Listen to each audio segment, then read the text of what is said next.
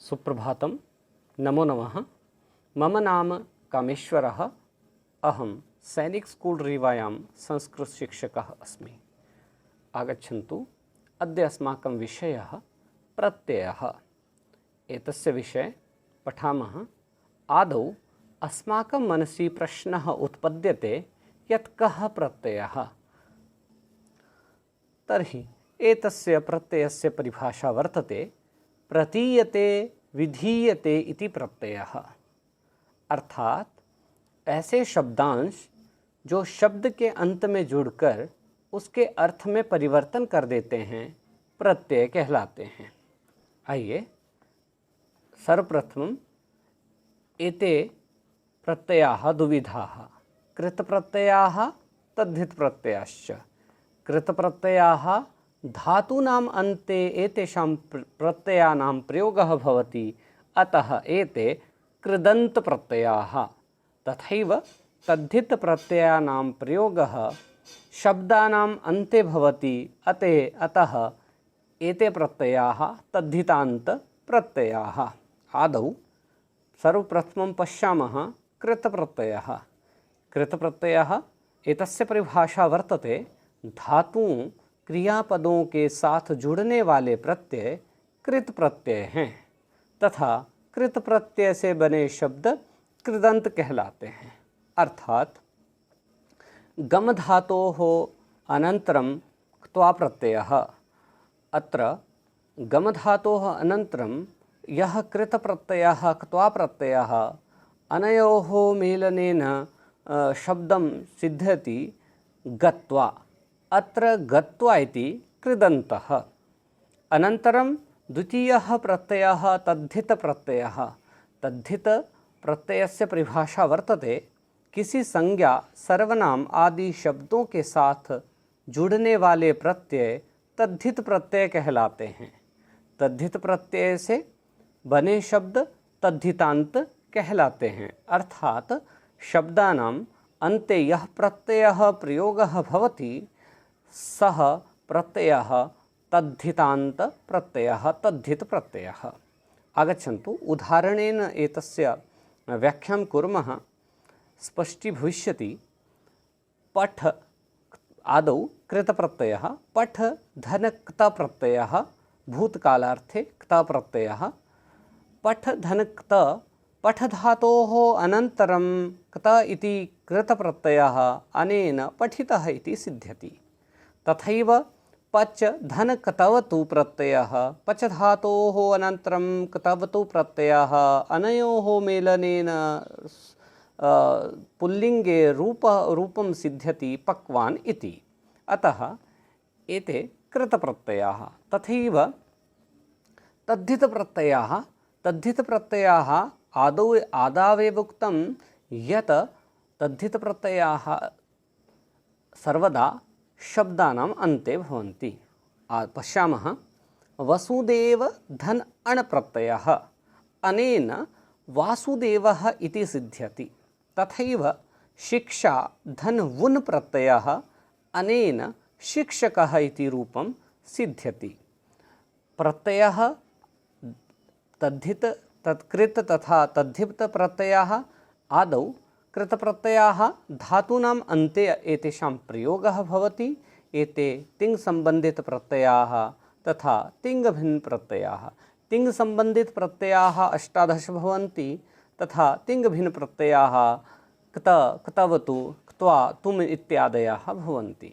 शब्दानाम् अन्ते यः प्रत्ययः तद्धितान्तप्रत्ययः, एते तद्धितप्रत्ययाः स्वौजस् इत्यादयः भवन्ति तथा द्वितीयः स्त्रीप्रत्ययान्ताः अपि भवन्ति, यथा टाप् ङीष् ङीन् इत्यादयः। एते अनन्तरं प्रकरणे वयं पठामः। आदौ एतस्य विषये वयम् अद्य क्त क्तवतु इत्यनयोः प्रत्ययोः विषये जानीमः, पठामः। क्त क्तवतु प्रत्ययः। एतौ उभावपि प्रत्ययौ धातूनाम् अन्ते भवतः आगच्छन्तु। पश्य आदौ क्तवतु प्रत्ययः एषः प्रत्ययः कर्तृप्रत्ययन्तप्रत्ययः। आगच्छन्तु पठामः, एतस्य परिभाषां पश्यामः। इस प्रत्यय का प्रयोग केवल कर्तृवाच्य में होता है, अर्थात क्तवतु प्रत्यय कर्ता अर्थ में होता है, इसमें कर्ता की प्रधानता होती है। जैसे अहम भोजनं कृतवान् इत्यत्र अहम कर्ता कृतवान् इति क्तवतु प्रत्ययः भोजनम् इति कर्म। अत्र कृतवान् इत्यत्र अहम इत्यस्य प्रभावः, कर्तुः प्रभावः क्रियायां दृश्यते, अतः एतत् कर्तृवाच्यम्। कथम एतत् सिद्ध्यति एतत् पश्यामः। क्तवतु प्रत्ययः, अत्र क्तवतु इति अस्ति, अत्र क्तवतु इत्यत्र लशक्वतद्धिते अनेन सूत्रेण क इत्यस्य इत्संज्ञा भवति। तदनन्तरम् उपदेशयजनुनासिके इत अनेन उ इत्यस्य इत्संज्ञा भवति। अनन्तरं शेषः यत् अवशिष्यते तदस्ति तवत्। पुल्लिङ्गे तवान् इति अवशिष्यते, स्त्रीलिङ्गे तवति, नपुंसकलिङ्गे तवतीति।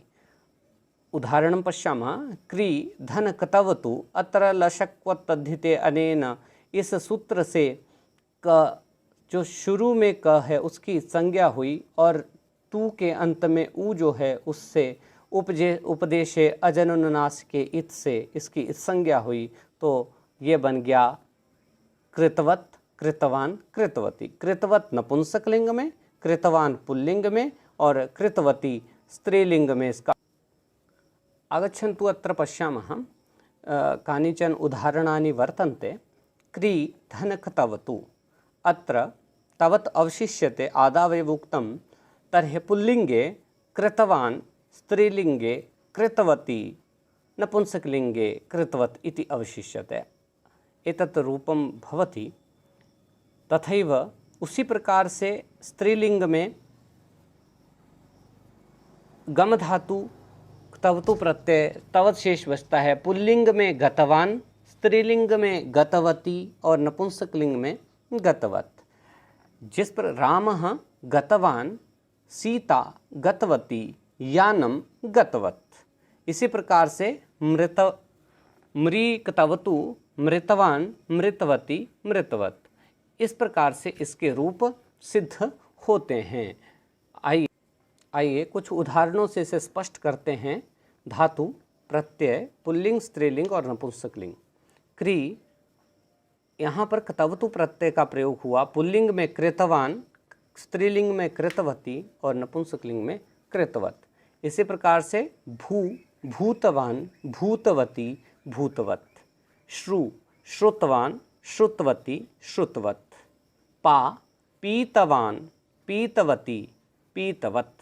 गम, गतवान, गतवती, गतवत। जैसा कि हमने इस प्रत्यय में पढ़ा है कि इसका प्रयोग कर्तृवाच्य में प्रयोग होता है, क्योंकि जिस प्रकार से कृतवान, रामः कार्यं कृतवान, राम ने कार्य किया, अस्य प्रयोगः रामः कार्यं कृतवान। अत्र कर्तुः क्रियायां साक्षात् प्रभावः दृश्यते, अतः एतत् कर्तृवाच्यम्।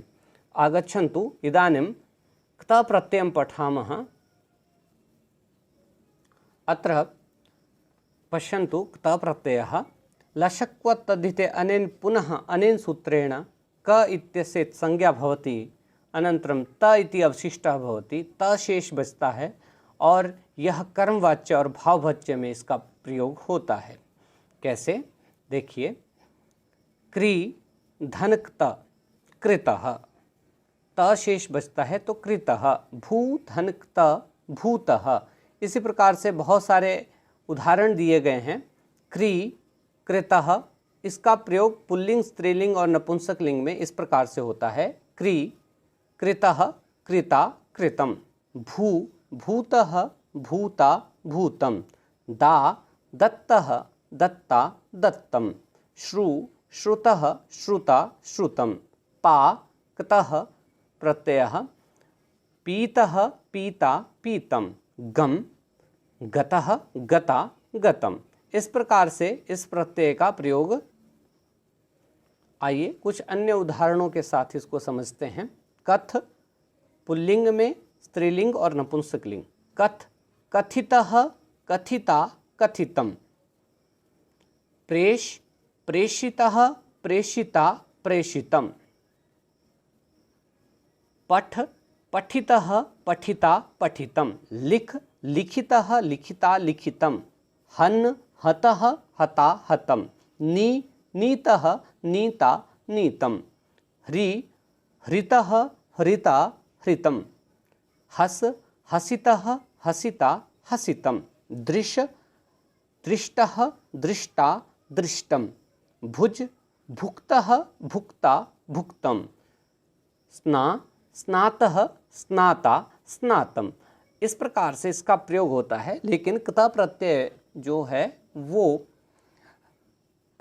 कर्म वाच्य में प्रयोग इसका होता है। अतः कर्म वाच्य की परिभाषा है, अर्थात इस वाच्य में कर्ता कर्म के अनुसार क्रिया होती है, कर्म अनुसारिणी क्रिया।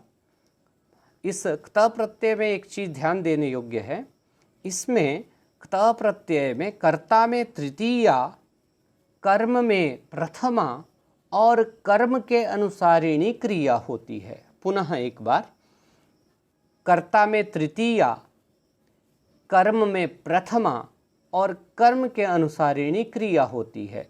जैसे पुल्लिंग क्तवतु प्रत्यय पुल्लिंग में रामः गृहं गतवान् इत्यत्र रामः कर्ता, गतवान् इति क्रिया कर्तानुसारिणी, अतः गृहम् इति तस्य कर्म। एतत् वाक्यं कर्तृवाच्यस्य वाक्यं वर्तते।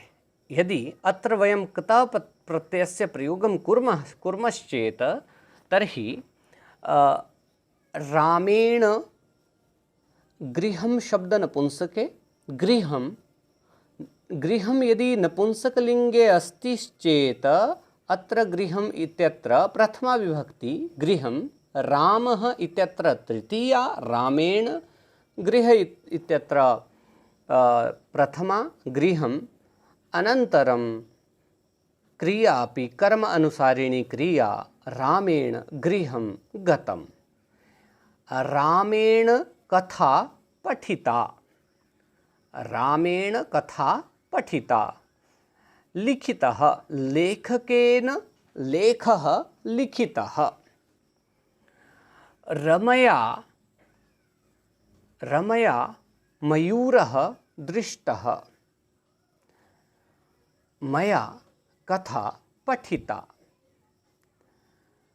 तेन पत्रं लिखितम्। पत्रं नपुंसकलिंगे, अतः क्रिया अपि नपुंसकलिंगे भवति, लिखितम्। एवमेव एते प्रत्ययाः भवन्ति। एतेषां प्रत्ययानां प्रयोगः अस्माभिः क्रियते। प्रत्ययस्य प्रयोगः केवलम् एतदर्थं भवति यत् भाषायां सारल्यं भवेत्। भाषा सर्वदा वयं भाषायाः प्रयोगः निर्बाधतया कर्तुं शक्नुमः। अतः एते प्रत्ययाः सारल्यं यच्छन्ति, भाषायां सरलताम् आयान्ति। अतः एतयोः उभयोः प्रत्ययोः भवन्तः अभ्यासं कुर्वन्तु। तावत् नमो नमः। जय हिंद, जय भारत। जयतु संस्कृतं, जयतु भारतम्।